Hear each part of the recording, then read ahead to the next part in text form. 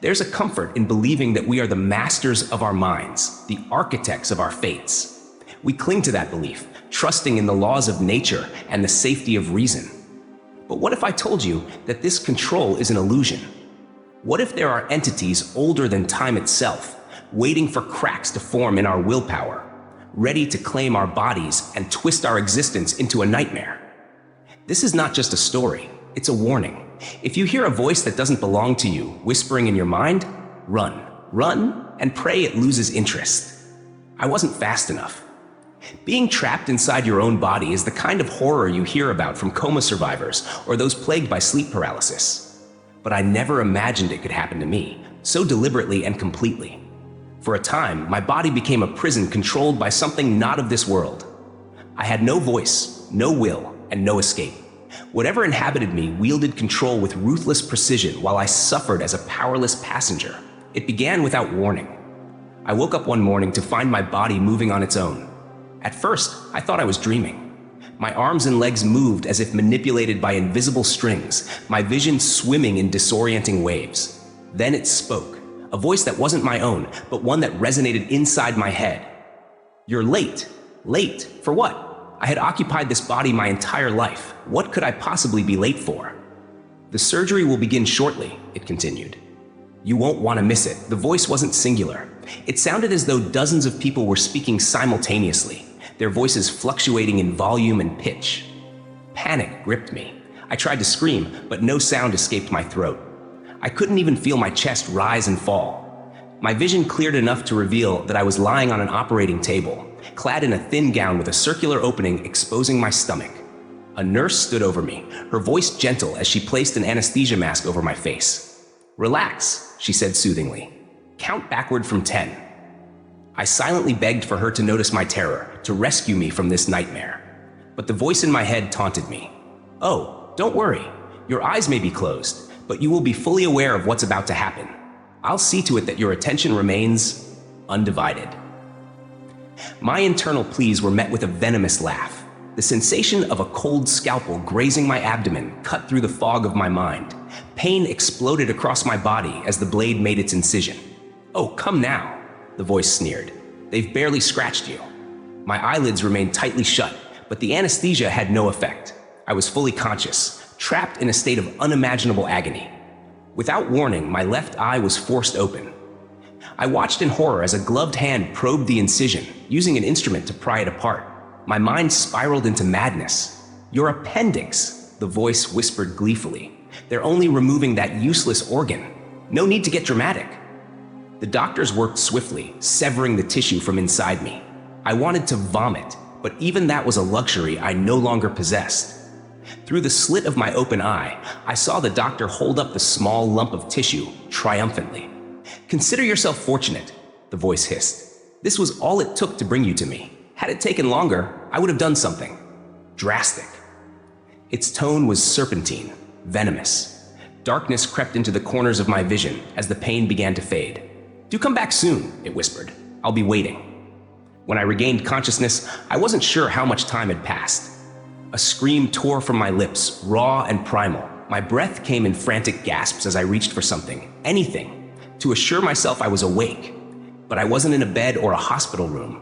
I was suspended in darkness, weightless and disoriented. Was this another nightmare? "No," the voice inside my head answered, as though reading my thoughts. "What you heard was your futile attempt to scream from your mind to your body. A wasted effort, I must say." Panic clawed at my chest. The voice was back. "This couldn't be happening again. You are wholly mine now," it declared. "Go on, speak." I tried to form words, but I couldn't feel my mouth, my nose, or even my face. "Oh, you won't literally speak," it sneered. "But I will hear you. In here." What was happening to me? How was it responding to my thoughts when I wasn't even actively speaking to it? The realization hit me like a blow. It didn't need me to address it directly. It was inside my thoughts, listening to every fragmented whisper. Desperate to regain some sense of control, I concentrated on forming words in my mind. "Hello?" To my shock, I heard my voice, faint but familiar. "And the last horse crosses the finish line," the entity mocked, its tone less sinister, almost amused. "What is this?" I demanded. "This is skydiving," it replied cryptically. Before I could question further, a roaring wind engulfed me. My face stung from the lashing air, and the sun burned into my retinas as my eyes were forced open. I was free-falling through a vast, endless sky. The wind whipped through my hair as I plummeted at an incredible speed. My heart raced, adrenaline pumping through my veins. This was real. Terror surged through me as I realized I wasn't strapped to a professional skydiver, just a parachute bag on my back. "Let's hope the parachute works properly for your sake," the voice taunted, its laughter cutting through the wind. "How did I get here?" I demanded. "Well," it mused, "we took an ordinary trip to go skydiving, but the pilot and instructor insisted on an altitude that was far too low for my taste. So, we killed them." My stomach twisted. "What? Oh, don't act so shocked," it chided. "I thought it was quite the thrill and a fair trade for forcing you to endure that lovely appendectomy." Nausea churned in my gut as memories of the surgery resurfaced. I had killed 2 people. "How?" I whispered, my voice barely audible. "All in good time," the voice said. "Now focus on surviving. Assuming you do, we can chat once we land." Its ethereal hiss sent chills down my spine. Despite my fear, I focused on the ground far below, trying to steady my breathing. The fall felt endless, minutes stretched into what felt like an eternity. To my immense relief, the parachute deployed without malfunction, jerking me upward. The wind resistance slowed my descent, giving me a moment to process the insanity I was living. The entity seemed pleased. A sick sense of dread crept over me. I was sharing my body with a monster. The landing was rough, but I emerged unscathed. My relief was short-lived. "You will only feel what I allow you to feel," the voice hissed. "Your pain, your pleasure, all of it belongs to me." Its venomous tone made my skin crawl. I may have survived the fall, but I was far from safe. Had I suffered some kind of mental break? Was this all a twisted hallucination? I had never been the happiest person, but I wouldn't say I was depressed. Or had I been willfully ignorant all along? Darkness engulfed me again. When I regained awareness, I was furious. "Could we please stop shutting my brain off like a light switch?" I demanded. The voice chuckled darkly. "It would seem you're ready for some answers." "That switch," the voice declared smugly, "is also mine to control." Rage bubbled inside me. "Control what? What the hell are you?" Darkness pressed against my senses, my consciousness floating in a void. I couldn't feel my body, just an empty awareness suspended in nothingness. The voices returned, harmonizing in eerie approval. "I am you," it declared, "or at least I am you as the world will know you henceforth." "That makes no sense," I shouted. "I'm the only me." The entity's laugh was high-pitched and feminine, a sound that chilled me to my core. It reveled in my fear, feeding off it like a parasite. I knew it could sense every emotion I felt. Desperate for answers, I forced myself to focus. "What are you really?" "You have been involuntarily relinquished of your self-possession," it explained. "I am not your mind, nor a personality fragment. I am entirely separate from you, though now I am wholly you." "You're controlling my body? Like some kind of mind-controlling psychic? What is this, a movie?" The entity's voice darkened with condescension. "Your kind is always eager to frame the unknown through the lens of fiction. How quaint." A sharp pain lanced through my spine, as if to emphasize its point. I gritted my teeth. "So where am I?" "You are precisely where you have always been," it answered calmly. "A conscious mind inside your body. The difference now is that I control that body, and all your senses are at my disposal." A sick realization dawned on me. I wasn't just a passenger. I was a prisoner. "You can restrict my senses, my sight, hearing, and touch?" "Precisely," it confirmed, its tone disturbingly casual. I took a shuddering breath. "Then, are you an extension of my mind? Some twisted part of myself?" The voices rumbled with dark amusement. "I think you already know the answer." The urge to vomit clawed at me, even though my body was no longer my own. This was no mental breakdown. It was something else entirely. "Then what are you?" I demanded. "Your kind has called me many things, demon, disease, hysteria, but I have never had a name." "Before me? No," it said coolly. "Before humans." My blood turned to ice. "You've done this before?" "Many times." A sickening thought crept into my mind. "If you're as ancient as you claim, does that mean you're a demon?" "If that term suits your primitive understanding, so be it," it replied, its voice a harmonious blend of male and female tones. Terror twisted my insides, but I pressed on. "So you control my body and can shut my mind off at will, but you're letting me ask all these questions? Indeed, it admitted. It's one of the most amusing parts of occupying your kind. Your wonder is only bested by your fear of the truth. Is that what this is? Amusement? Some kind of sick game? A game implies a contest, it sneered. There is no contest here. However, the emotions you humans have evolved, fear, anger, curiosity, are quite the source of revelry. My mind raced. Was this thing feeding on my emotions? I remembered stories of demons that thrived on human fear and despair. Is that it? I asked bitterly. Do you feed on us? The voices erupted in disgust. Impudence! I do not feed on you lowly creatures. I do not feed at all. Then why possess people and put them through horrific experiences? For pleasure, it said simply. You're sick, I spat. The entity's tone shifted to one of gleeful malice. That's what it would sound like if I gave a damn about your opinion. Its words were followed by a chilling shriek that pierced my mind. I had nowhere to run, no way to escape the terror that clung to me like a second skin. Desperate for answers, I pleaded silently. Why me? Why is this happening to me? The entity's presence thrummed with satisfaction. Do not think yourself special, it said coldly. Your possession was purely due to your lack of will. Lack of will? I echoed, bewildered. You are a 25-year-old failed law student with no faith in anything. Not the world, not a god. You hardly believed in the law you studied, which was forced upon you by your estranged father. You work a thankless job with no sign of advancement. Its words sliced through me like a blade. That kind of abysmal self-loathing made it far too easy for me to slip in, the voice sneered. As you slept and dreamed of a better life, you practically invited me. My stomach turned. You came to me in my sleep? Of course, it purred. The human spirit is closest to the veil during sleep, second only to the moments between life and death. My voice wavered. And from there, you just began your reign of terror? If that's what you wish to call it, it replied smoothly. But think of it as an opportunity, an education on truths your kind has failed to comprehend. A favor, really. A favor? I spat. You're a prehistoric demon who picks on weaker creatures. You came to me. In my sleep? Of course, it purred.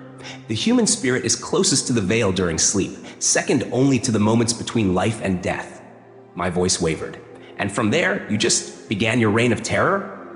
If that's what you wish to call it, it replied smoothly. But think of it as an opportunity, an education on truths your kind has failed to comprehend. A favor, really. A favor? I spat. You're a prehistoric demon who picks on weaker creatures. Some favor. I am not all-knowing, it corrected, but I am far closer than you will ever be. If you're offering us some great truth, I challenged, why don't we know it?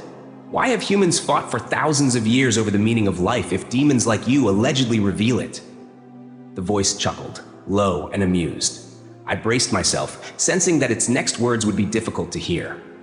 You have been given the truth, it whispered gleefully, but you refuse to believe it. The irony of that statement cut deep.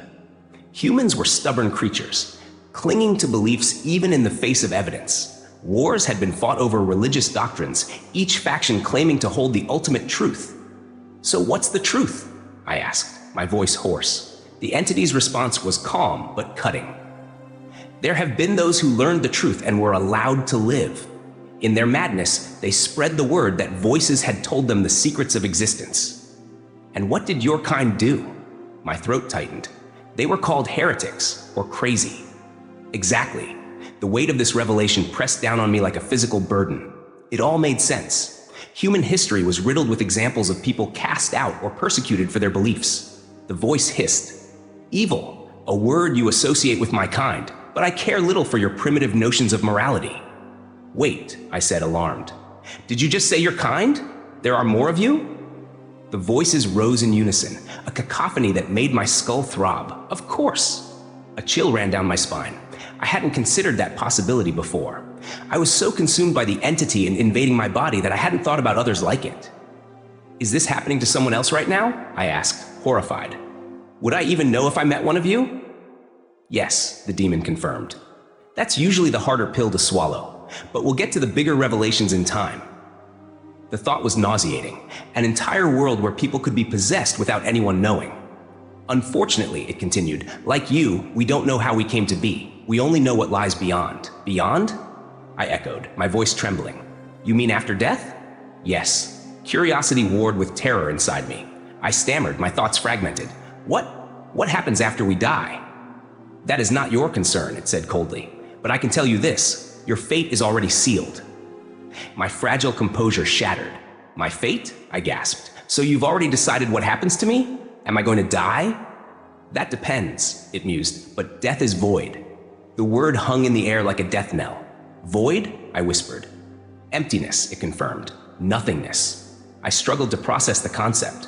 So, heaven and hell? You humans weren't too far off, it admitted. Void does not mean the absence of everything. It simply means a separation from the physical. Consciousness remains, floating in darkness or radiant light. A strange comfort washed over me. Even if the afterlife was merely floating in light, it sounded better than complete non-existence. So our minds just float there forever? The demon's tone softened, almost reassuring. You are familiar with the law that energy cannot be created or destroyed, correct? Yes, I whispered. Reincarnation is another concept your kind was surprisingly close to understanding. Your consciousness, reduced to what you call a soul, remains in the void until it is recycled into a new life. The weight of the entity's words was staggering. I was learning truths that people had only theorized about for centuries, truths that had driven some to madness. The demon's voice twisted into a growl, then a whisper. The soul can go elsewhere. A sick realization dawned on me. The voices, why were there so many voices speaking for this one entity?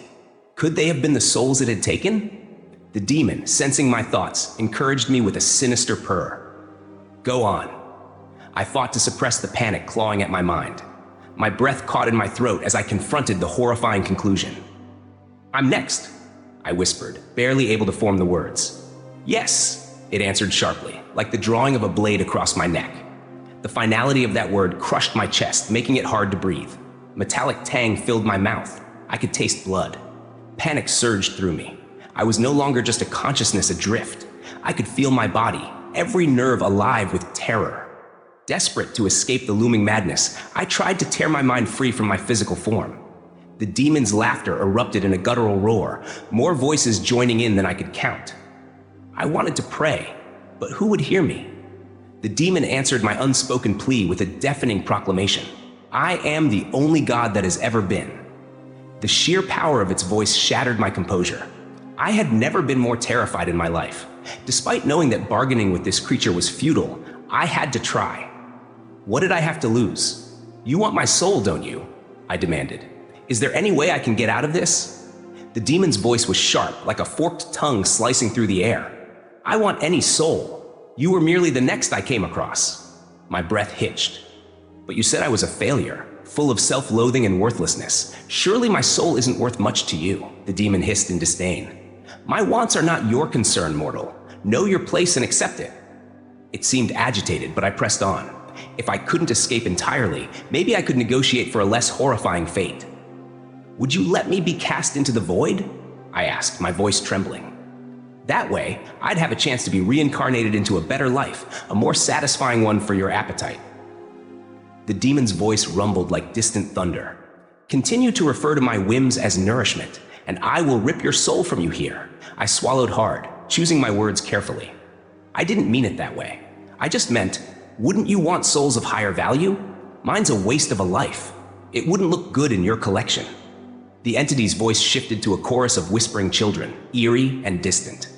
The quality of life does not affect the quality of a soul. And do not presume I possess pride. It is beneath me. Its tone darkened. But I must admit, I have never given anyone the chance to bargain with me. I clung to that glimmer of hope. So maybe, I ventured cautiously, you're interested in seeing where my soul ends up after being reincarnated?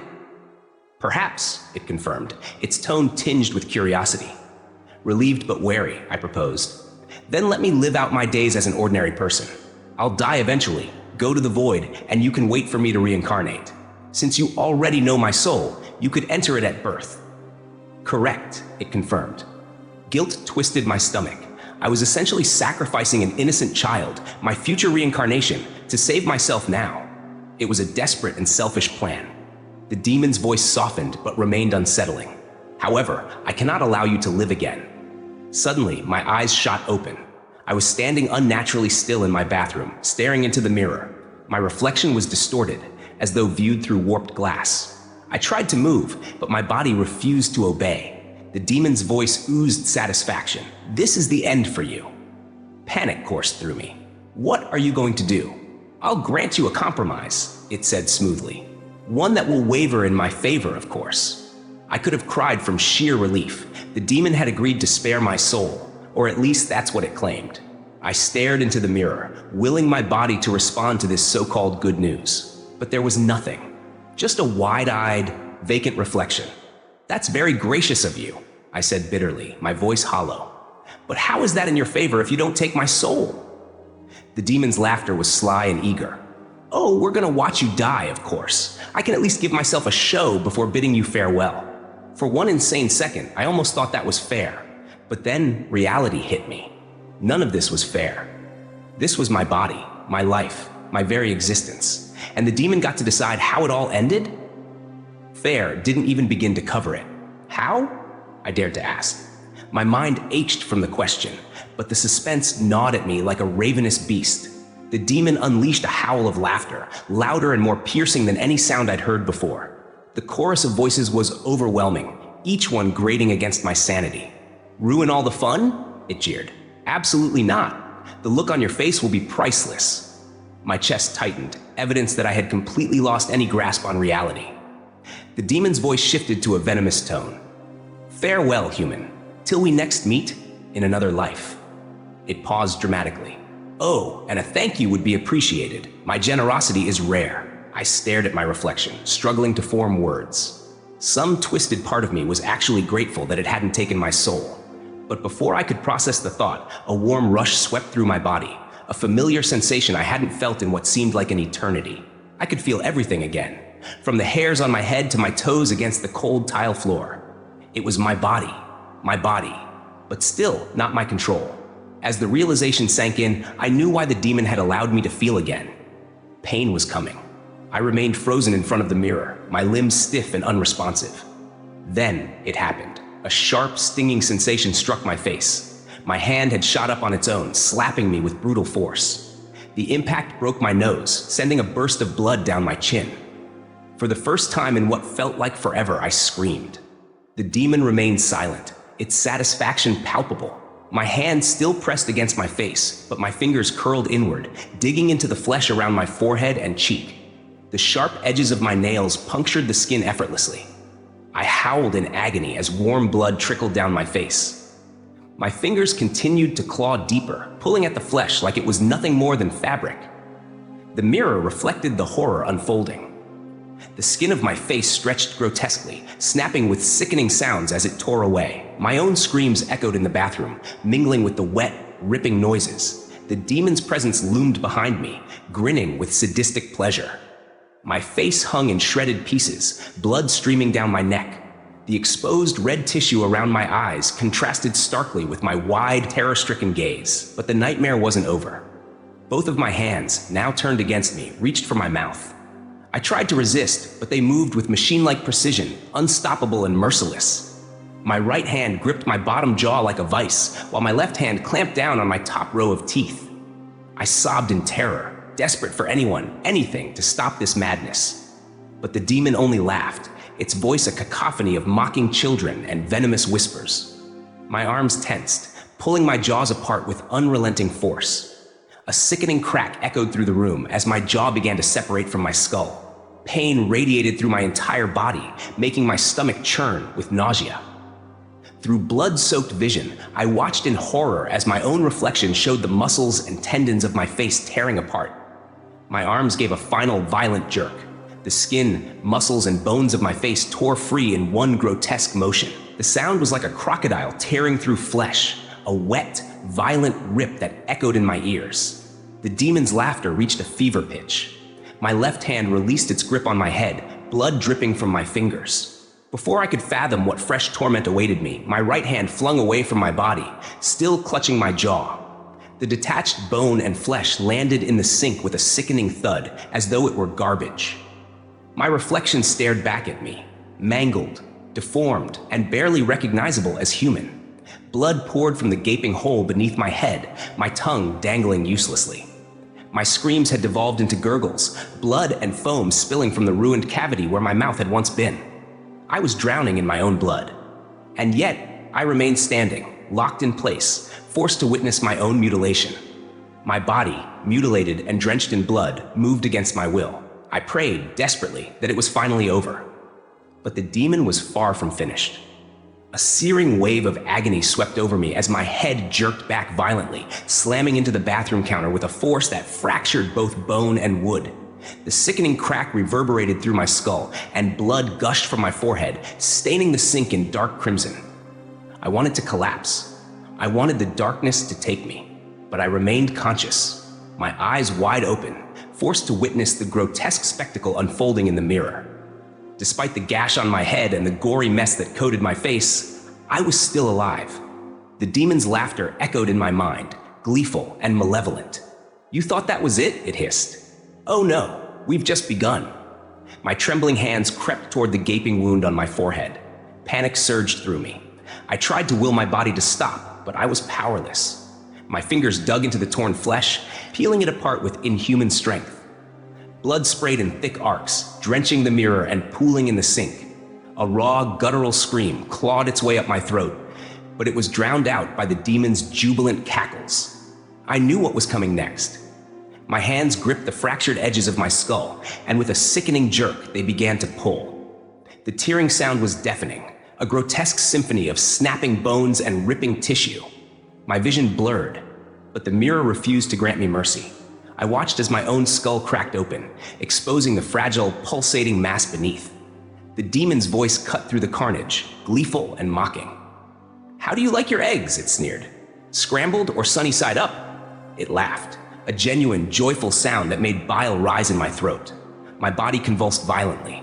Blood, vomit, and foam poured from my mouth in uncontrollable waves. But the demon's cruelty knew no bounds. My hands, slick with gore, reached into the cavity of my exposed skull. "No!" I mentally screamed. "Please stop! Just let me die!" But the demon ignored my pleas. With merciless determination, my fingers grasped the quivering mass of my brain. The sensation was indescribable, like plunging my hand into the essence of my very being. I sobbed as my vision wavered, the edges of my consciousness unraveling. The demon's voice coiled around my mind like a serpent. "Enjoy your darkness," it hissed. My hands yanked with brutal force, severing the brainstem in one violent motion. The last thing I saw was my body crumpling to the floor, lifeless and grotesque. Blood pooled around me, staining the tiles as the sink wobbled precariously from the impact. Time does not seem to exist here in this void. I am submerged in unending darkness, a disembodied consciousness adrift in nothingness. I no longer have a body. I no longer hold to human senses. Minutes, days, years. None of it matters. How long before I lose myself completely? Will I remain a conscious mind forever, trapped in this maddening nothingness? I don't know, and I don't care. But there is one thing I cannot escape: the demon's laughter. It echoes through the void, relentless and unforgiving. It will never stop. Time does not exist here, only endless, suffocating darkness. At first, I fought to cling to my humanity, screaming into the void, but sound doesn't carry in this place. I had no voice, no body, only the persistent echoes of the demon's laughter. I have no idea how long I've drifted here. Days, years, maybe centuries. But something has changed. There's a faint light in the distance. A flicker of warmth that slices through the cold emptiness. It beckons me forward, drawing me toward a reunion with consciousness. Am I being reincarnated? Has the demon finally grown tired of me and cast me back into the world? I have no way of knowing.